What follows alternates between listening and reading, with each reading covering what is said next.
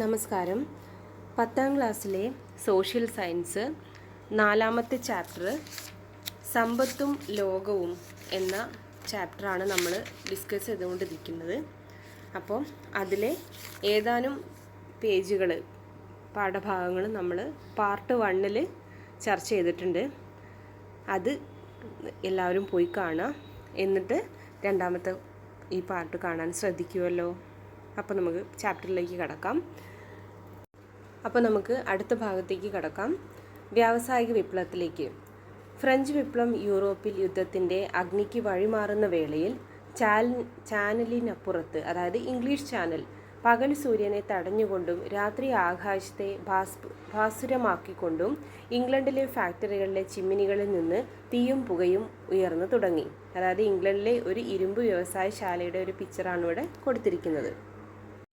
18ാം നൂറ്റാണ്ടോടുകൂടി ഇംഗ്ലണ്ടിൽ ഉയർന്നു വന്ന ഫാക്ടറികളെക്കുറിച്ചുള്ള സൂചനയാണ് മുകളിൽ നൽകിയിട്ടുള്ള വിവരണത്തിലുള്ളത്. ഈ ഫാക്ടറികൾ യന്ത്രങ്ങൾ ഉപയോഗിച്ച് വൻതോതിൽ ഉൽപ്പാദനം നടത്തി. ഉൽപ്പാദന മേഖലയിലേക്കുള്ള യന്ത്രങ്ങളുടെ കടന്നുവരവ് നിരവധി മാറ്റങ്ങൾ സൃഷ്ടിച്ചു. 1780നും 1850നും ഇടയിൽ ഉൽപ്പാദന രംഗത്തുണ്ടായ ഇത്തരം മാറ്റങ്ങളാണ് വ്യാവസായിക വിപ്ലവം എന്ന് വിളിക്കുന്നത്, അതായത് ഇൻഡസ്ട്രിയൽ റവല്യൂഷൻ. വ്യാവസായിക വിപ്ലവത്തിൻ്റെ ആരംഭം തുണി ഉൽപ്പാദന മേഖലയിലായിരുന്നു. വ്യാവസായിക വിപ്ലവത്തിൻ്റെ ഫലമായുണ്ടായ പ്രധാന മാറ്റങ്ങൾ നമുക്ക് പരിശോധിക്കാം. 1. ഉൽപ്പാദനം യന്ത്രാധിഷ്ഠിതമായി. മെച്ചപ്പെട്ട ഇരുമ്പുരുക്കു സാങ്കേതിക വിദ്യ വികസിപ്പിക്കുകയും തൽഫലമായി മികച്ച ഉപകരണങ്ങൾ നിർമ്മിക്കപ്പെടുകയും ചെയ്തു. ഊർജ്ജ സ്രോതസ്സായി ആവി ഉപയോഗിച്ചു തുടങ്ങി. ഗതാഗത സൗകര്യങ്ങൾ വികസിച്ചു. ഉൽപ്പാദനം കുടിലുകളിൽ നിന്ന് ഫാക്ടറികളിലേക്ക് മാറി. ഇനി ഈ ബോക്സിൽ നോക്കാം. കാർഷിക വിപ്ലവം. 17ാം നൂറ്റാണ്ടിൽ ഇംഗ്ലണ്ടിലെ കാർഷിക രംഗത്തുണ്ടായ വലിയ മാറ്റങ്ങളെ സൂചിപ്പിക്കാനാണ് കാർഷിക വിപ്ലവം എന്ന പദം ഉപയോഗിക്കുന്നത്. കാർഷിക വിപ്ലവവുമായി ബന്ധപ്പെട്ട പ്രധാന മാറ്റങ്ങൾ: 1. ചെറിയ കൃഷിയിടങ്ങളെ കൂട്ടിച്ചേർത്ത് വലിയ കൃഷിയിടങ്ങളാക്കി വേലികെട്ടി സംരക്ഷിച്ചു. വിളമാറ്റ കൃഷി ആരംഭിച്ചു. പുതിയ കാർഷികോപകരണങ്ങളുടെ ഉപയോഗം. തൽഫലമായി ഭക്ഷ്യോൽപാദനത്തിൽ വർധനവുണ്ടായി. ഇതാണ് കാർഷിക വിപ്ലവം എന്നുകൊണ്ട് ഉദ്ദേശിക്കുന്നത്. അതായത് കാർഷിക രംഗത്തുണ്ടായ ഒരു വൻതോതിലുള്ള മാറ്റം, അതായത് വികസനം, ഉൽപാദനത്തിൻ്റെ വർധന, ഇതാണ് കാർഷിക വിപ്ലവം എന്നുകൊണ്ട് ഉദ്ദേശിക്കുന്നത്. അടുത്തതായി, വ്യാവസായിക വിപ്ലവം മനുഷ്യജീവിതത്തിൽ ഗുണകരവും ദോഷകരവുമായ മാറ്റങ്ങൾക്ക് വഴിയൊരുക്കി. അവ എന്തൊക്കെയാണെന്ന് താഴെ ബോക്സിൽ കൊടുത്തിട്ടുണ്ട്, നോക്കാം. നേട്ടങ്ങൾ, കോട്ടങ്ങൾ. അപ്പം നേട്ടങ്ങളിൽ ഉൾപ്പെടുന്നവയാണ് ഫാക്ടറികളുടെ ഉദയം, ഉൽപാദന വർധനവ്, പുതിയ തൊഴിലവസരങ്ങൾ, നഗരങ്ങളുടെ ഉദയവും വ്യാപനവും, നാഗരിക ജീവിതം, മെച്ചപ്പെട്ട ജീവിത സാഹചര്യങ്ങൾ. ഇത്രയുമാണ് വ്യാവസായിക വിപ്ലവം എന്നതുകൊണ്ട് വന്ന നേട്ടങ്ങൾ. ഇനി കോട്ടങ്ങൾ നോക്കാം.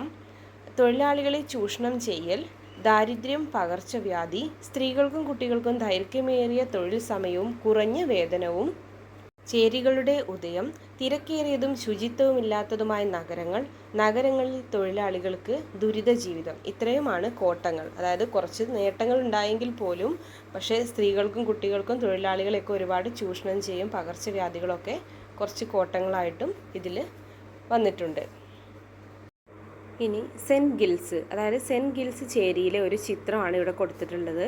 ലണ്ടൻ നഗരത്തിലെ സെൻറ്റ് ഗിൽസ് ചേരിയിലെ ദാരിദ്ര്യത്തെ സൂചിപ്പിക്കുന്ന ചിത്രമാണിത്. വെടിപ്പാക്കപ്പെടാത്ത കുട്ടികൾ, നീണ്ട് ചീകി ഒതുക്കാത്ത മുടിയുള്ള കീറിപ്പറഞ്ഞ വസ്ത്രങ്ങളെടുത്ത പുകവലിക്കുന്ന ഏറെയും അയർലാൻഡിൽ നിന്ന് വന്ന ക്ഷീണിച്ച് അവശരായ പുരുഷന്മാർ, ഷൂവും കാലുറയും ഇല്ലാത്ത, മിക്കവാറും ഒരു കുഞ്ഞിനെ മാറോട് ചേർത്തിട്ടുള്ള അരയോട് ചേർത്ത് ഒരു വള്ളി കൊണ്ട് കെട്ടിയ ഒറ്റയുടുപ്പ് മാത്രമിട്ട സ്ത്രീകൾ, ചെന്നായ്ക്കളെ പോലുള്ള നായ്ക്കൾ, ചീഞ്ഞ പച്ചക്കറികൾ ചിതറിക്കിടക്കുന്ന നടപ്പാതകൾ, ഉയരം കുറഞ്ഞ വീടുകൾ, തെരുവിന് കുറുകെ തൂക്കിയിട്ടിരിക്കുന്ന ലിനൻ, ജോലിക്കിടയിൽ സ്തംഭിച്ചുപോയ ജനത, ഷൂട്ടിംഗ് ജാക്കറ്റുകളുടെ അവശിഷ്ടങ്ങളുടെ ഇടയിലും ജനൽപ്പാളികൾ ചാരിയും മുറ്റവും പാതയും തടസ്സപ്പെടുത്തി വിശ്രമിക്കുന്നവർ, അവർക്ക് ചുറ്റും ഉറക്കമൊഴിഞ്ഞിട്ടെന്നോണം തളർന്ന അവശരായ ബാലന്മാർ. ബഹുജനങ്ങളും അവരുടെ ജീവനോപാധികളും തമ്മിലുള്ള ബന്ധം മുൻപൊരിക്കലും ഇത്രയ്ക്ക് മോശമായിരുന്നില്ല. വ്യാവസായിക വിപ്ലവത്തിൻ്റെ കോട്ടങ്ങൾ ശ്രദ്ധിച്ചല്ലോ. വ്യാവസായിക മുതലാളിത്ത ചൂഷണത്തിനെതിരെ വിവിധ തരത്തിലുള്ള പ്രതിഷേധങ്ങളും ആശയങ്ങളും ഉയർന്നു വന്നു. ഇതിൽ സുപ്രധാനമായിരുന്നു സോഷ്യലിസ്റ്റ് ആശയങ്ങൾ. വിഭവങ്ങളുടെ നീതിയുക്തമായ വിതരണവും ഉൽപാദനോപാധികളുടെ പൊതു ഉടമസ്ഥതയുമായിരുന്നു സോഷ്യലിസ്റ്റ് ആശയങ്ങളുടെ കേന്ദ്രബിന്ദു. ആദ്യകാലത്ത് ഒരു സങ്കല്പമോ സ്വപ്നമോ ആയിരുന്ന സോഷ്യലിസത്തെ പ്രായോഗികവും ശാസ്ത്രീയവുമായ ഒരു പ്രത്യയശാസ്ത്രമാക്കി മാറ്റിയത് കാൾ മാർക്സും ഫ്രെഡറിക് എംഗൽസും ചേർന്നാണ്. അടുത്തതായി സാമ്രാജ്യത്വം. ബ്രിട്ടീഷ് ആക്ഷേപഹാസ്യ മാസികയായ പഞ്ച് 1906 പ്രസിദ്ധീകരിച്ച കാർട്ടൂണാണിത്. ഒരു സർപ്പത്തിൻ്റെ രൂപത്തിൽ റബ്ബർ ചുരുളുകളായി ബെൽജിയത്തിലെ ലിയോപോൾഡ് രാജാവ് ഒരു കോങ്കോ സ്വദേശിയെ ചുറ്റിവരിയുന്നതായാണ് കാർട്ടൂൺ ചിത്രീകരിച്ചിരിക്കുന്നത്. യൂറോപ്യൻ രാജ്യമായിരുന്ന ബെൽജിയം ആഫ്രിക്കയിലെ കോങ്കോയിൽ ആരംഭിച്ച റബ്ബർ കൃഷി അവിടുത്തുകാരെ എങ്ങനെ ബാധിച്ചു എന്നാണ് കാർട്ടൂൺ അടയാളപ്പെടുത്തുന്നത്. എന്തിനായിരിക്കാം ബെൽജിയം ആഫ്രിക്കൻ രാജ്യമായ കോങ്കോയിൽ റബ്ബർ കൃഷി ആരംഭിച്ചത്? കോങ്കോയെ ഇത് എങ്ങനെയെല്ലാം ബാധിച്ചിരിക്കാം? ഇത്തരം നടപടികൾ സ്വീകരിച്ചത് ബെൽജിയം മാത്രമായിരുന്നോ? നമുക്ക് പരിശോധിക്കാം. വ്യവസായശാലകളിൽ ഉൽപാദനം വർദ്ധിച്ചതോടെ അവയ്ക്ക് ആവശ്യമായ അസംസ്കൃത വസ്തുക്കൾ പൂർണ്ണമായും വ്യാവസായിക രാജ്യങ്ങളിൽ നിന്ന് തന്നെ കണ്ടെത്താൻ കഴിയാതെ വന്നു. തൽഫലമായി ബെൽജിയം പോലുള്ള വ്യാവസായിക രാജ്യങ്ങൾ കോളനികളെ തങ്ങൾക്ക് റബ്ബർ പോലുള്ള അസംസ്കൃത വസ്തുക്കൾ ശേഖരിക്കാനുള്ള കേന്ദ്രമാക്കി മാറ്റി. ഉൽപാദനം പരമാവധി വർദ്ധിപ്പിച്ചും വേതനം കുറച്ചും ലാഭം നേടിയെടുക്കാൻ വ്യാവസായിക മുതലാളിമാർ ശ്രമിച്ചു. വേതനത്തിലെ കുറവ് ജനങ്ങൾക്ക് ഉൽപ്പന്നങ്ങൾ വാങ്ങുവാനുള്ള ശേഷി കുറച്ചു. തന്മൂലം ഉൽപ്പന്നങ്ങൾ പൂർണ്ണമായും അതത് രാജ്യങ്ങളിൽ തന്നെ വിറ്റഴിക്കാൻ കഴിയാതെ വന്നു. അങ്ങനെ വ്യാവസായിക രാഷ്ട്രങ്ങൾ വിപണിക്കായി അന്വേഷണം ആരംഭിച്ചു. കോളനികളിലാണ് ഇവർ ഈ വിപണികൾ കണ്ടെത്തിയത്. ചുരുക്കത്തിൽ കോളനികളെ അസംസ്കൃത വസ്തുക്കൾ ശേഖരിക്കുവാനുള്ള ഇടവും ഉൽപ്പന്നങ്ങൾ വിറ്റഴിക്കാനുള്ള വിപണികളുമായി യൂറോപ്യർ മാറ്റി. ഇതിനായി അവിടെ രാഷ്ട്രീയാധിപത്യം സ്ഥാപിച്ചു. ഇത് സാമ്രാജ്യത്വത്തിന് വഴിതെളിയിച്ചു. ഇനി ബോക്സിൽ നോക്കാം. സാമ്രാജ്യത്വം. ഒരു രാജ്യം അതിൻ്റെ അതിർത്തിക്ക് പുറത്തുള്ള മറ്റ് പ്രദേശങ്ങളുടെ മേൽ രാഷ്ട്രീയ, സാമ്പത്തിക, സാമൂഹിക അധീശത്വം സ്ഥാപിക്കുകയും അത് നിലനിർത്തുകയും ചെയ്യുന്ന പ്രക്രിയയാണ് സാമ്രാജ്യത്വം. അപ്പോൾ എന്താണ് സാമ്രാജ്യത്വം? ഒരു രാജ്യം അതിൻ്റെ അതിർത്തിക്ക് പുറത്തുള്ള മറ്റ് പ്രദേശങ്ങളുടെ മേൽ രാഷ്ട്രീയ, സാമ്പത്തിക, സാമൂഹിക അധീശത്വം സ്ഥാപിക്കുകയും അത് നിലനിർത്തുകയും ചെയ്യുന്ന പ്രക്രിയയാണ് എന്ത്? സാമ്രാജ്യത്വം എന്നറിയപ്പെടുന്നത്. 19-ാം നൂറ്റാണ്ടിൻ്റെ രണ്ടാം പാദത്തോടുകൂടി ഇംഗ്ലണ്ട്, ഫ്രാൻസ് എന്നീ രാജ്യങ്ങൾ വൻ സാമ്രാജ്യത്വ ശക്തികളായി മാറി. ലോകത്തിൻ്റെ വലിയൊരു ഭാഗം ഈ രണ്ട് ശക്തികളുടെ ആധിപത്യത്തിലായിത്തീർന്നു. താമസിയാതെ പുതിയ സാമ്രാജ്യത്വ രാജ്യങ്ങളായി Germany, Italy, Belgium, America, Japan എന്നീ രാജ്യങ്ങളും ഉയർന്നു വന്നു. ഈ പുതിയ സാമ്രാജ്യത്വ രാജ്യങ്ങൾ ലോകത്തിൻ്റെ വിവിധ ഭാഗങ്ങളിൽ തങ്ങളുടെ കോളനികൾ വ്യാപിപ്പിക്കാൻ ശ്രമം ആരംഭിച്ചു. ഇത് പഴയ സാമ്രാജ്യത്വ ശക്തികളും പുതിയവരും തമ്മിലുള്ള കിടമത്സരത്തിലേക്ക് നയിച്ചു.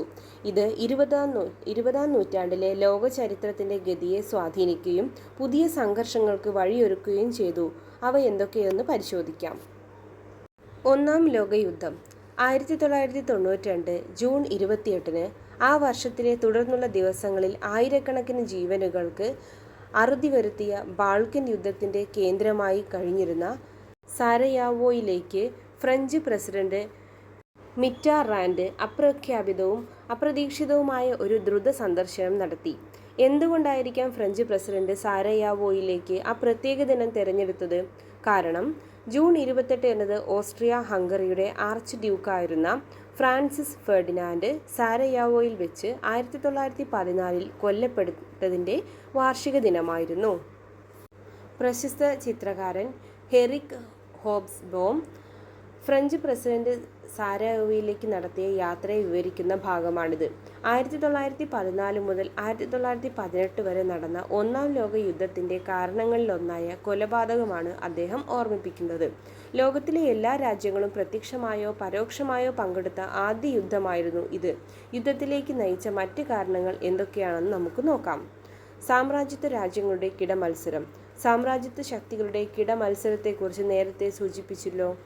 പഴയ സാമ്രാജ്യത്വ രാജ്യങ്ങളുടെ കൈവശമുള്ള പ്രദേശങ്ങളെ പിടിച്ചെടുത്താൽ മാത്രമേ പുതിയ സാമ്രാജ്യത്വ ശക്തികൾക്ക് തങ്ങളുടെ ഉദ്യമത്തിൽ വിജയിക്കാൻ കഴിയുമായിരുന്നുള്ളൂ.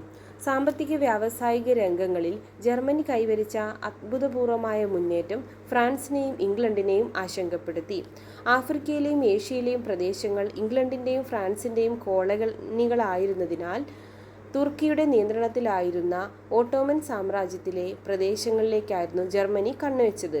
ഇതിനായി അവർ ബെർലിൻ ബാഗ്ദാദ് റെയിൽവേ പാത ആസൂത്രണം ചെയ്തു. ഇത് തങ്ങളുടെ സ്വാധീന മേഖലകളുടെ സുരക്ഷയെ ബാധിക്കുമോ എന്ന ആശങ്ക ഇംഗ്ലണ്ട്, ഫ്രാൻസ്, റഷ്യ എന്നീ രാജ്യങ്ങൾക്കുണ്ടായി. അങ്ങനെ സംഘർഷങ്ങളും ശത്രുതയും വളർന്നു വന്നു. ഇത് ഒന്നാം ലോകയുദ്ധത്തിൻ്റെ ഒരു പ്രധാന കാരണമായി. ഇനി അടുത്തതായി തീവ്രദേശീയത. സ്വന്തം രാജ്യത്തോടുള്ള അമിതവും വൈകാരികവുമായ സ്നേഹവും അതിൻ്റെ മഹത്വവൽക്കരണവുമാണ് തീവ്രദേശീയത. ഇത് പലപ്പോഴും വംശീയതയുമായി ബന്ധപ്പെട്ടിരിക്കുന്നു. ഒരു വംശത്തിൽപ്പെട്ട ജനങ്ങൾ വസിക്കുന്ന പ്രദേശങ്ങളെല്ലാം തങ്ങളുടേതാണ് എന്ന വാദം പല രാജ്യങ്ങളും മുന്നോട്ട് വെച്ചു. ഇതര പ്രദേശങ്ങൾ സ്വന്തമാക്കി തങ്ങളുടെ രാഷ്ട്രവിസ്തൃതി വർദ്ധിപ്പിക്കാനുള്ള ശ്രമങ്ങൾക്ക് ഈ രാഷ്ട്രങ്ങൾ വംശീയതയെ ഉപയോഗിക്കുകയായിരുന്നു. തീവ്രദേശീയത ജർമ്മനി, സെർബിയ തുടങ്ങിയ രാജ്യങ്ങളിൽ അപകടകരമായ അവസ്ഥയിലേക്ക് വളർന്നു. പാൻ സ്ലാവ്, പാൻ ജർമ്മൻ പ്രസ്ഥാനങ്ങൾ ഇത്തരത്തിലുള്ള ദേശീയ പ്രസ്ഥാനങ്ങൾക്ക് ഉദാഹരണമാണ്. അപ്പോൾ തീവ്രദേശീയതയും ഒന്നാം ലോക യുദ്ധത്തിലേക്ക് ഒരു കാരണമായി തീർന്നു. ഇനി പാൻ സ്ലാവ് പ്രസ്ഥാനം, പാൻ ജർമ്മൻ പ്രസ്ഥാനം എന്താണെന്ന് നോക്കാം. പാൻ സ്ലാവ് പ്രസ്ഥാനം കിഴക്കൻ യൂറോപ്പിലെ സ്ലാവ് വംശജർ വസിക്കുന്ന പ്രദേശങ്ങളെല്ലാം ഏകീകരിക്കണമെന്ന ആശയം മുന്നോട്ട് വെച്ച പ്രസ്ഥാനമാണിത്. ബാൽക്കൻ രാജ്യമായ സെർബിയ ഇതിന് നേതൃത്വം നൽകി. ഈ പ്രസ്ഥാനത്തെ റഷ്യ പിന്തുണച്ചു. ഇതാണ് പാൻ സ്ലാവ് പ്രസ്ഥാനം എന്നറിയപ്പെട്ടത്. അടുത്തത് പാൻ ജർമ്മൻ പ്രസ്ഥാനം. ജർമ്മനിയുടെ നേതൃത്വത്തിൽ ആരംഭിച്ച പ്രസ്ഥാനമാണിത്. മധ്യ യൂറോപ്പിലേക്കും ബാൽക്കൻ മേഖലയിലേക്കും അധികാരം വ്യാപിക്കാനായി ട്യൂട്ടോണിക് വംശജരെ ഏകോപിപ്പിക്കുക എന്നതായിരുന്നു ഈ പ്രസ്ഥാനത്തിൻ്റെ ലക്ഷ്യം. അടുത്ത പ്രധാന കാര്യങ്ങളിലൊന്നാണ് സൈനിക സഖ്യങ്ങളുടെ രൂപീകരണം. കോളനികൾക്കായുള്ള മത്സരവും തീവ്രദേശീയതയും 19-ാം നൂറ്റാണ്ടിൻ്റെ അവസാന നാളുകളിൽ യൂറോപ്പിലെ രാജ്യങ്ങൾക്കിടയിൽ പരസ്പരം ഭയവും സംശയവും ജനിപ്പിച്ചു. ഇത് രാജ്യങ്ങളെ സൈനിക സഖ്യങ്ങൾ രൂപീകരിക്കാൻ പ്രേരിപ്പിച്ചു. തൽഫലമായി 2 പ്രധാന സൈനിക സഖ്യങ്ങൾ രൂപപ്പെട്ടു. അവയാണ് ത്രികക്ഷി സഖ്യവും ത്രികക്ഷി സൗഹാർദ്ദവും. അപ്പോൾ ത്രികക്ഷി സഖ്യവും ത്രികക്ഷി സൗഹാർദ്ദവും 2 സൈനിക സഖ്യങ്ങളായിരുന്നു. നോക്കാം. ത്രികക്ഷി സഖ്യത്തിൽ ഉൾപ്പെട്ട രാജ്യങ്ങളായിരുന്നു ഇറ്റലി, ജർമ്മനി, ഓസ്ട്രിയ, ഹംഗറി. അപ്പോൾ ത്രികക്ഷി സഖ്യത്തിൽ ഇറ്റലി, ജർമ്മനി, ഓസ്ട്രിയ, ഹംഗറി. ഇനി ത്രികക്ഷി സൗഹാർദ്ദത്തിൽ England, Russia, France. England, Russia, France ഇവ 3 പേരെന്താണ് ത്രികക്ഷി സൗഹാർദ്ദം എന്നറിയപ്പെട്ടു. ലോകത്തിൻ്റെ വിവിധ ഭാഗങ്ങളിൽ ഈ 2 സഖ്യങ്ങളിൽപ്പെട്ട രാഷ്ട്രങ്ങൾ തമ്മിൽ സംഘർഷങ്ങളുണ്ടായി. ഒരു രാഷ്ട്രത്തിൻ്റെ അധീനതയിലുള്ള പ്രദേശമോ കോളനിയോ മറ്റൊരു രാഷ്ട്രം പിടിച്ചെടുക്കാൻ ശ്രമിച്ചതാണ് പലപ്പോഴും സംഘർഷങ്ങൾക്ക് വഴിവെച്ചത്. സൈനിക സഖ്യങ്ങളിൽ അംഗമായ ഏതെങ്കിലും ഒരു രാജ്യം ഉൾപ്പെട്ട സംഘർഷങ്ങളിൽ മറ്റ് സഖ്യ അംഗങ്ങൾ കൂടി പങ്കുചേർന്നതോടെ പ്രതിസന്ധികൾ രൂക്ഷമായി തീർന്നു. ഫ്രഞ്ച് പ്രസിഡന്റ് മിറ്റാറാൻഡ് സന്ദർശനം നടത്തിയ ബോസ്നിയയുടെ തലസ്ഥാനമായ സാരയോവയിൽ വെച്ച് ഓസ്ട്രിയ ഹംഗറിയുടെ കിരീടാവകാശിയായ ആർച്ച് ഡ്യൂക്ക് ഫ്രാൻസിസ് ഫെർഡിനാൻഡ് കൊല്ലപ്പെട്ടത് മുൻപ് സൂചിപ്പിച്ചുവല്ലോ. സെർബിയൻ പൗരനായ ഗൗലോ പ്രിൻസപ്പാണ് അദ്ദേഹത്തെ വധിച്ചത്. സെർബിയയും ഓസ്ട്രിയയും തമ്മിൽ തർക്കം നിലനിന്നിരുന്നതിനാൽ സെർബിയയ്ക്ക് ഈ വധത്തിൽ പങ്കുണ്ടെന്ന് ഓസ്ട്രിയ ആരോപിച്ചു. തുടർന്ന് 1914 ജൂലൈ 28-ന് ഓസ്ട്രിയ ഹംഗറി സെർബിയയ്ക്കെതിരെ യുദ്ധം പ്രഖ്യാപിച്ചു. ഇരുപക്ഷത്തും സഖ്യരാഷ്ട്രങ്ങൾ അണിചേർന്നതോടെ ഇത് ലോകയുദ്ധമായി മാറി. യുദ്ധത്തിൻ്റെ അനന്തരഫലങ്ങൾ. ദശലക്ഷക്കണക്കിന് സൈനികർക്കും സാധാരണ ജനങ്ങൾക്കും ജീവഹാനി സംഭവിച്ചു. കാർഷിക വ്യവസായ മേഖലകൾ തകർന്നു. യൂറോപ്യൻ മേധാവിത്വത്തിൻ്റെ തകർച്ചയ്ക്ക് ആരംഭം കുറിച്ചു. ഏഷ്യൻ, ആഫ്രിക്കൻ രാജ്യങ്ങളിൽ സ്വാതന്ത്ര്യ സമരങ്ങൾ ശക്തിപ്പെട്ടു. സർവ്വരാജ്യ സഖ്യത്തിൻ്റെ രൂപീകരണം. ഇറ്റലി, ജർമ്മനി, സ്പെയിൻ എന്നീ രാജ്യങ്ങൾ സമഗ്രാധിപത്യ ഭരണത്തിലേക്ക് നീങ്ങി. ഇതാണ് ഒന്നാം ലോകയുദ്ധത്തിന് അനന്തരഫലങ്ങളായിട്ട് പറയുന്നത്. അടുത്തത് ബോക്സിൽ നോക്കാം. സർവ്വരാജ്യ സഖ്യം, അതായത് ഒന്നാം ലോക യുദ്ധത്തിൻ്റെ അനന്തരഫലമായിട്ട് രൂപീകരിച്ചതാണ് സർവ്വരാജ്യ സഖ്യം. അതെന്താണെന്ന് നോക്കാം. ലോകസമാധാനം സംരക്ഷിക്കുന്നതിനും എല്ലാ രാജ്യങ്ങൾക്കും സ്വാതന്ത്ര്യം ഉറപ്പുവരുത്തുന്നതിനും ഒരു അന്തർദേശീയ സംഘടന രൂപീകരിക്കണമെന്ന ആശയം അമേരിക്കൻ പ്രസിഡന്റായ വുഡ്രോ വിൽസൺ മുന്നോട്ട് വെച്ചു. ഇതിൻ്റെ അടിസ്ഥാനത്തിൽ 1920 ജനുവരി 10-ന് ലോകസമാധാനവും സുരക്ഷയും പുനഃസ്ഥാപിക്കുന്നതിന് രൂപീകരിച്ച അന്തർദേശീയ സംഘടനയാണ് സർവ്വരാജ്യ സഖ്യം. അതായത് സർവ്വരാജ്യ സഖ്യം 1920 ജനുവരി 10-ന് വുഡ്രോ വിൽസൺ മുന്നോട്ട് വെച്ച ഒരാശയമായിരുന്നു. 1920 ജനുവരി 10-ന് ഇത് നിലവിൽ വന്നു. അടുത്തതായി യൂറോപ്പിൽ സമഗ്ര ആധിപത്യത്തിൻ്റെ വളർച്ച. ബോക്സിൽ നോക്കാം. 2021 തന്നെ സന്ദർശിച്ച നാസി കോൺസെൻട്രേഷൻ ക്യാമ്പ് അതിജീവിത ലിദിയ മാക്സിമോവ്സ്കിൻ്റെ കയ്യിൽ അവൾ 3-ാം വയസ്സിൽ ഓഷ്വിറ്റ്സ് തടങ്കൽ പാളയത്തിൽ എത്തിയപ്പോൾ പച്ചകുത്തിയ ജയിൽ പുള്ളി നമ്പറിൽ ഫ്രാൻസിസ് മാർപ്പാപ്പ ചുംബിച്ചു. ഓഷ്വിറ്റ്സിൽ ജോസഫ് ജോൺസ് മംഗലെയുടെ അതിക്രൂരമായ പരീക്ഷണങ്ങൾക്ക് ഉപയോഗിക്കപ്പെട്ട ആ കുഞ്ഞു മാലാഖയ്ക്ക് ഓരോ ദിവസവും മരണത്തെ നേരിൽ കാണേണ്ടി വന്നിരുന്നു. സ്വന്തം ജീവൻ പണയം വെച്ച് അവളുടെ അമ്മ ഒളിച്ചു കടത്തിക്കൊണ്ടുവന്ന അപ്പക്കഷ്ണങ്ങളിലാണ് ആ കൊച്ചു ജീവൻ പിടിച്ചു നിന്നത്. ഓഷ്വിറ്റ്സിൽ നിന്നും മോചിതയായപ്പോൾ 4 വയസ്സു മാത്രമായിരുന്ന അവളെ കാത്തിരുന്നതാകട്ടെ എവിടെ ഓടിപ്പോകാൻ നിർബന്ധിതരായ തൻ്റെ അമ്മയ്ക്ക് വേണ്ടിയുള്ള തിരച്ചിലായിരുന്നു. മുകളിൽ സൂചിപ്പിച്ചിരിക്കുന്നത് ഓഷ്വിറ്റ്സ് അല്ലെങ്കിൽ പോളണ്ട് നാസി കോൺസെൻട്രേഷൻ ക്യാമ്പിലെ അല്ലെങ്കിൽ നാസി തടങ്കൽ പാളയം അതിജീവിച്ച ലിദിയ മാക്സിമോവ്സ്കിൻ്റെ ജീവിതകഥയാണ്. A little girl in Auschwitz എന്ന പുസ്തകത്തിലാണ് അവർ താൻ നേരിട്ട അനുഭവങ്ങളെക്കുറിച്ച് വിവരിക്കുന്നത്. നാസിസത്തെപ്പറ്റി നിങ്ങൾ മുൻപ് കേട്ടിട്ടുണ്ടോ? അതിൻ്റെ ചരിത്രം പരിശോധിക്കാം. 1-ാം ലോകയുദ്ധം യൂറോപ്പിൽ സൃഷ്ടിച്ച സാമ്പത്തിക രാഷ്ട്രീയ അനിശ്ചിതത്വത്തിൻ്റെ ഫലമായി സമഗ്രാധിപത്യത്തിൽ ഊന്നൽ നൽകിയ പ്രസ്ഥാനങ്ങൾ ചില രാജ്യങ്ങളിൽ ഉയർന്നു വന്നു. പൗരരുടെ സ്വകാര്യതയെ മാനിക്കാതെ ഭരണകൂടത്തിൻ്റെ അധികാരം ജീവിതത്തിൻ്റെ എല്ലാ മേഖലകളിലും നിയന്ത്രണം സ്ഥാപിക്കുന്നതാണ് സമഗ്രാധിപത്യം. ഈ ആശയസംഹിത രാജ്യത്തെ അമിതമായി വാഴ്ത്തുകയും പൗരർ അവകാശങ്ങളില്ലാതെ രാഷ്ട്രത്തിനു വേണ്ടി ജീവിക്കണമെന്ന നിലപാട് എടുക്കുകയും ചെയ്യുന്നു. സമഗ്രാധിപത്യത്തിൻ്റെ സവിശേഷതകൾ പരിശോധിക്കാം. 1. ജനാധിപത്യത്തിൻ്റെ നിരാസം. സോഷ്യലിസത്തോടുള്ള വിയോജിപ്പ്, സ്വേച്ഛാധിപത്യ ഭരണത്തെ പിന്തുണയ്ക്കൽ, തീവ്ര ദേശീയത, രാഷ്ട്രീയ എതിരാളികളെ ഉന്മൂലനം ചെയ്യൽ, യുദ്ധത്തെയും അക്രമത്തെയും മഹത്വവൽക്കരിക്കൽ. ഇത്രയുമാണ് സമഗ്രാധിപത്യത്തിൻ്റെ സവിശേഷതകൾ. 1-ാം ലോകയുദ്ധാനന്തരം ഇറ്റലിയും ജർമ്മനിയിലും അധികാരത്തിൽ വന്ന സമഗ്രാധിപത്യ പ്രസ്ഥാനങ്ങൾ നോക്കാം. ആദ്യം ഇറ്റലിയിൽ ഫാസിസം എന്നറിയപ്പെടുന്നു. സ്ഥാപകൻ ബെനിറ്റോ മുസോളിനി 1922 അധികാരം പിടിച്ചെടുക്കുമെന്ന് ഭയപ്പെടുത്തി തലസ്ഥാനമായ റോമിലേക്ക് മാർച്ച് സംഘടിപ്പിച്ചു. മാർച്ചിനു ശേഷം അധികാരത്തിൽ വന്നു. കരിങ്കുപ്പായക്കാർ എന്ന സായുധ സംഘത്തെ രൂപീകരിച്ചു. ഫാഷിസ്റ്റ് ഇതര പാർട്ടികളെ നിരോധിച്ചു. സോഷ്യലിസ്റ്റ് തൊഴിലാളി കർഷക പ്രസ്ഥാനങ്ങളോടുള്ള ശത്രുത. അപ്പോൾ ഇറ്റലിയിൽ രൂപീകരിച്ച ഫാഷിസം എന്നതിൻ്റെ സ്ഥാപകൻ ആരായിരുന്നു? Benito Mussolini. 1922 റോമിലേക്ക് മാർച്ച് സംഘടിപ്പിച്ചു. കരിങ്കുപ്പായക്കാരാണ് അദ്ദേഹത്തിൻ്റെ സായുധ സംഘം. അറിയപ്പെട്ടിരുന്നത് ഫാഷിസ്റ്റ് ഇതര പാർട്ടികൾ അദ്ദേഹം നിരോധിച്ചു. പിന്നെന്താണ്? സോഷ്യലിസ്റ്റ് തൊഴിലാളി കർഷക പ്രസ്ഥാനങ്ങളോട് അദ്ദേഹത്തിന് ശത്രുതയായിരുന്നു. അടുത്തത് ജർമ്മനിയിൽ നാസിസം എന്നറിയപ്പെട്ടു. സ്ഥാപകൻ അഡോൾഫ് ഹിറ്റ്ലർ 1923 അധികാരം പിടിച്ചെടുക്കാൻ ബെർലിനിലേക്ക് മാർച്ച് സംഘടിപ്പിക്കുകയും തുടർന്ന് തുറുങ്കിലടക്കപ്പെടുകയും ചെയ്തു. തിരഞ്ഞെടുപ്പിലൂടെ അധികാരത്തിൽ എത്താനുള്ള ശ്രമം ആരംഭിച്ചു. തവിട്ടുകുപ്പായക്കാർ എന്ന സൈന്യത്തിന് രൂപം നൽകി. 1933 തെരഞ്ഞെടുപ്പിൽ ഭൂരിപക്ഷം നേടാൻ കഴിഞ്ഞില്ലെങ്കിലും കുതന്ത്രത്തിലൂടെ അധികാരത്തിൽ വന്നു. കമ്മ്യൂണിസ്റ്റുകൾ, സോഷ്യലിസ്റ്റുകൾ, ജനാധിപത്യവാദികൾ, ജൂതർ എന്നിവരെ ഇല്ലാതാക്കാനുള്ള നയം നടപ്പിലാക്കി. ഗെസ്റ്റപ്പോ എന്ന രഹസ്യ പോലീസ് സേനയെ ഉപയോഗിച്ച് വിവരങ്ങൾ ശേഖരിച്ചു. ഹിറ്റ്ലറുടെ ആക്രമണ പരമ്പരകൾ 2-ാം ലോകയുദ്ധത്തിലേക്ക് നയിച്ചു. അപ്പോൾ ജർമ്മനിയിൽ നിലയിൽ വന്നതാണ് നാസിസം. സ്ഥാപകൻ അഡോൾഫ് ഹിറ്റ്ലർ ആയിരുന്നു. തവിട്ടുകുപ്പായക്കാർ എന്ന സൈന്യത്തിന് അദ്ദേഹം രൂപം നൽകി. കമ്മ്യൂണിസ്റ്റുകൾ, സോഷ്യലിസ്റ്റ്, ജനാധിപത്യവാദികൾ, ജൂതർ എന്നിവരെ ഇല്ലാതാക്കാനുള്ള ശ്രമം നടത്തി. രഹസ്യ പോലീസിൻ്റെ പേരാണ് ഗെസ്റ്റപ്പോ. അടുത്തതായി വീണ്ടും യുദ്ധത്തിലേക്ക്. ഇതിലൊരു കത്തിൻ്റെ പ്രധാന ഭാഗമാണ് കൊടുത്തിട്ടുള്ളത്. പ്രിയപ്പെട്ട അമ്മേ, ഞാൻ അറിയുന്ന എല്ലാവരിലും വെച്ച് എൻ്റെ അന്തിമ ചിന്തകൾ ഏറ്റവും അധികം സ്പർശിക്കാൻ പോകുന്നത് അമ്മയെ ആയിരിക്കുമെന്ന് എനിക്കറിയാവുന്നതിനാൽ അവ ഞാൻ അമ്മയോട് തന്നെ പങ്കുവയ്ക്കട്ടെ. എൻ്റെ വിധി ഞാൻ തന്നെയാണ് തിരഞ്ഞെടുത്തത്. അതിനാൽ എൻ്റെ മരണത്തിന് ആരെയും കുറ്റപ്പെടുത്തരുത്. അമ്മയ്ക്ക് എന്താണെന്ന് എഴുതേണ്ടതെന്ന് എനിക്കറിയില്ല. കാരണം എനിക്ക് ശരിയായി ചിന്തിക്കാൻ സാധിക്കുന്നുണ്ടെങ്കിലും ഉചിതമായ വാക്കുകൾ കിട്ടുന്നില്ല. സ്വാതന്ത്ര്യ പോരാട്ടത്തിലെ എൻ്റെ പങ്കാളിത്തം ഞാൻ സ്വയം തിരഞ്ഞെടുത്തതാണ്. വിജയം അടുത്തെത്തിക്കഴിഞ്ഞിരിക്കുന്ന ഈ അവസരത്തിൽ പക്ഷേ ഞാൻ മരിക്കുകയാണ്. ഇതെഴുതിയത് സ്പാർട്ടക്കോ ഫോണ്ടനോട്ട് എന്നൊരാളാണ്. ഫ്രഞ്ച് ലിബറേഷൻ ആർമിയിലെ ഇറ്റാലിയൻ സന്നദ്ധ സൈനികനായിരുന്ന സ്പാർട്ടക്കോ ഫോണ്ടനോട്ട് മരണത്തിന് മുൻപ് അദ്ദേഹത്തിൻ്റെ അമ്മയ്ക്ക് അയച്ച കത്താണിത്. അദ്ദേഹത്തിന് ജീവൻ നഷ്ടപ്പെട്ടത് 2-ാം ലോക മഹായുദ്ധത്തിലാണ്. ഇത് നടന്നത് 1939 മുതൽ 1945 വരെയാണ്. ഇതിൻ്റെ പശ്ചാത്തലമാണ് അടുത്തതായി താഴെ കൊടുത്തിരിക്കുന്നത്. താഴെ നോക്കാം. വെഴ്സായി ഉടമ്പടി.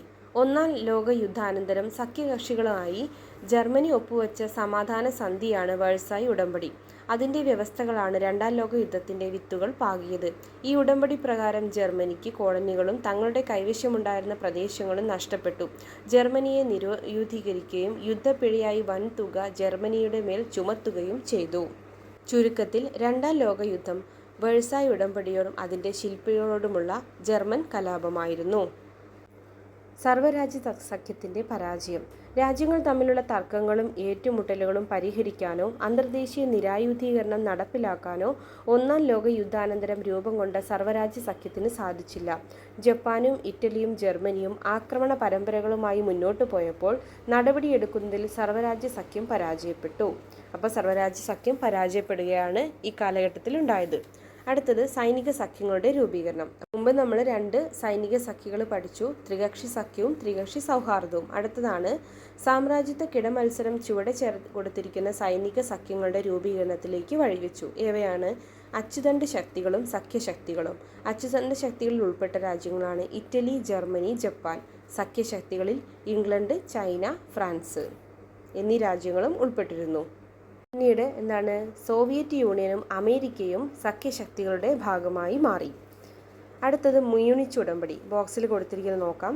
ഹിറ്റ്ലർ ചെക്കോസ്ലോവാക്യയിലെ ഏറ്റവും വ്യവസായവൽകൃത പ്രദേശമായ സുഡറ്റൻലാൻഡിനുമേൽ അവകാശവാദമുന്നയിച്ചു. ഒരു വലിയ വിഭാഗം ജർമ്മൻ ജനത ഇവിടെ വസിക്കുന്നു എന്നായിരുന്നു ഹിറ്റ്ലറുടെ ഈ വാദത്തിൻ്റെ അടിസ്ഥാനം. ഹിറ്റ്ലറുടെ ഈ വാദത്തെ പ്രതിരോധിക്കുന്നതിന് പകരം ഫ്രാൻസും ബ്രിട്ടനും 1938 ജർമ്മനിയിലെ മ്യൂണിച്ചിൽ വെച്ച് ഒപ്പുവെച്ച ഉടമ്പടി പ്രകാരം സുഡറ്റൻലാൻഡ് ജർമ്മനിക്ക് വിട്ടുനൽകി. ഈ ഉടമ്പടിയാണ് മ്യൂണിച്ച് ഉടമ്പടി. ഈ ഉടമ്പടിക്ക് ചെക്കോസ്ലോവാക്യയുടെ അംഗീകാരമുണ്ടായിരുന്നില്ല. അവരെ പിന്തുണച്ച സോവിയറ്റ് യൂണിയനെ ചർച്ചയിലേക്ക് ക്ഷണിച്ചിരുന്നില്ല. അതാണ് മ്യൂണിച്ച് ഉടമ്പടി. ഇനി പ്രീണന നയം എന്താണെന്ന് നോക്കാം. റഷ്യൻ വിപ്ലവാനന്തരം നിലവിൽ വന്ന സോവിയറ്റ് യൂണിയൻ സോഷ്യലിസ്റ്റ് ആശയങ്ങൾ ലോകത്ത് വ്യാപിപ്പിച്ചു. ഇത് പാശ്ചാത്യ മുതലാളിത്ത രാജ്യങ്ങളെ ഭയപ്പെടുത്തി.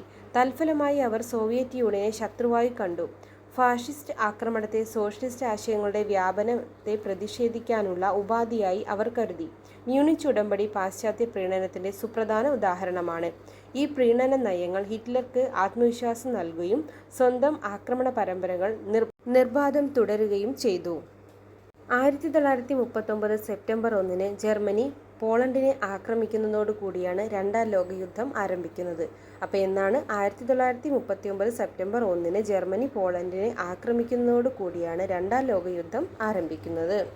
ഇനി യുദ്ധത്തിൻ്റെ ഫലങ്ങൾ എന്തൊക്കെയാണെന്ന് നോക്കാം.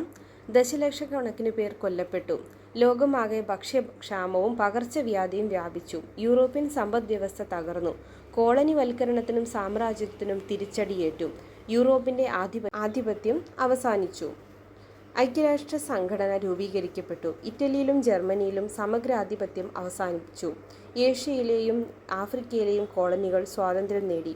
ആഗോള ശക്തികളായി അമേരിക്കയും സോവിയറ്റ് യൂണിയനും ഉയർന്നു വന്നു.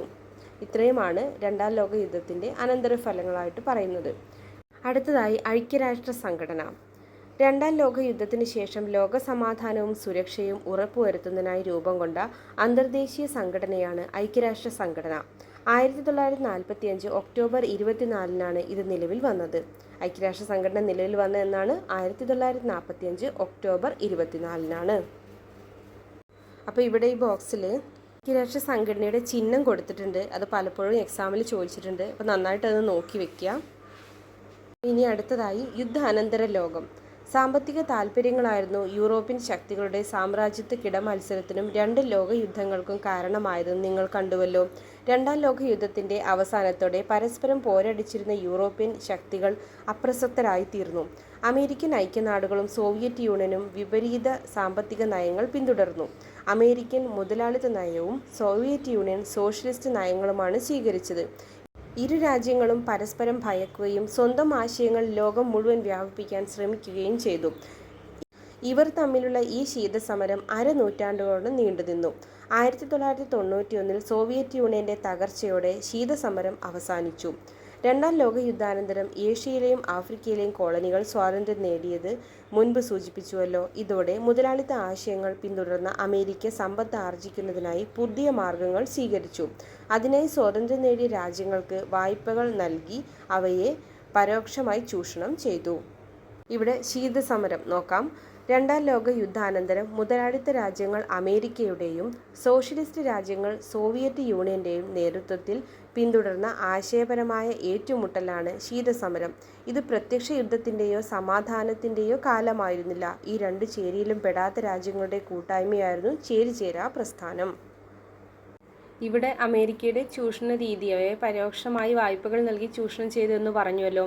ഇത് മറ്റൊരു തരം കോളനിവൽക്കരണമായിരുന്നു. ഈ നയം നിയോ കോളനിസം എന്നാണ് അറിയപ്പെട്ടിരുന്നത്. അതായത് നിയോ കോളനിലിസം എന്നാണ് അറിയപ്പെട്ടിരുന്നത്. ഈ പുത്തൻ കൊളോണിയൽ നയം ധനമുതലാളിത്തത്തിലൂടെയാണ് നടപ്പിലാക്കിയത്. അപ്പോൾ ഈ ധനമുതലാളിത്തം എന്താണെന്ന് ഇവിടെ ഒരു ബോക്സിൽ കൊടുത്തിട്ടുണ്ട്. ബാങ്കിങ്, ഇൻഷുറൻസ് പോലുള്ള ധനകാര്യ സ്ഥാപനങ്ങൾ മുഖ്യ പങ്ക് വഹിക്കുന്ന സമ്പദ് വ്യവസ്ഥയാണ് ധനമുതലാളിത്തം. വ്യാവസായിക ഉൽപ്പാദനത്തെക്കാളും ജനക്ഷേമത്തെക്കാളും ഈ ഘട്ടത്തിൽ പ്രാധാന്യം സാമ്പത്തിക കൈമാറ്റങ്ങൾക്കാണ്. ബാങ്കുകളും ഓഹരി വിപണികളും നിക്ഷേപ സ്ഥാപനങ്ങളും ഈ സമ്പദ് വ്യവസ്ഥയിൽ നിർണായക പങ്ക് വഹിക്കുന്നു. ഉൽപാദനമോ സാങ്കേതിക വിദ്യാ പരിഷ്കാരമോ ഇല്ലാതെ തന്നെ വളരെയധികം സമ്പത്ത് സ്വരുക്കൂട്ടുന്നതിന് ഈ സംവിധാനത്തിൽ അവസരം ലഭിക്കുന്നു. ഇതാണ് ധനമുതലാളിത്തം എന്നുകൊണ്ട് ഉദ്ദേശിക്കുന്നത്. സൈന്യവും യുദ്ധവും കൂടാതെ ലോകം മുഴുവനും സ്വാധീനം ചെലുത്താൻ ധനമുതലാളിത്തം വൻകിട സ്ഥാപനങ്ങൾക്ക് അവസരമൊരുക്കുന്നു. ഇത്തരം സ്ഥാപനങ്ങൾ വ്യത്യസ്ത രാജ്യങ്ങളിൽ മുതൽ മുടക്ക് നടത്തി ലാഭം കൊയ്യുന്നു. ധനമുതലാളിത്തം വൻ ലാഭം ലക്ഷ്യമിട്ടാണ് പ്രവർത്തിക്കുന്നത്. അതായത് ധനമുതലാളിത്തം വൻ ലാഭമാണ് ലക്ഷ്യമിടുന്നത്. സാധാരണക്കാരും പരമ്പരാഗത തൊഴിലാളികളിൽ ഏർപ്പെടുന്നവരും അതിൻ്റെ തിക്തഫലങ്ങൾ അനുഭവിച്ചുകൊണ്ടിരുന്നു. അവർക്ക് സ്വതന്ത്രമായി ഉപയോഗിക്കാൻ കഴിഞ്ഞിരുന്ന വിഭവങ്ങൾ നഷ്ടമാവുകയും അവ ഏതാനും ചില മുതലാളിമാരുടെ നിയന്ത്രണത്തിലാവുകയും ചെയ്യുന്നു.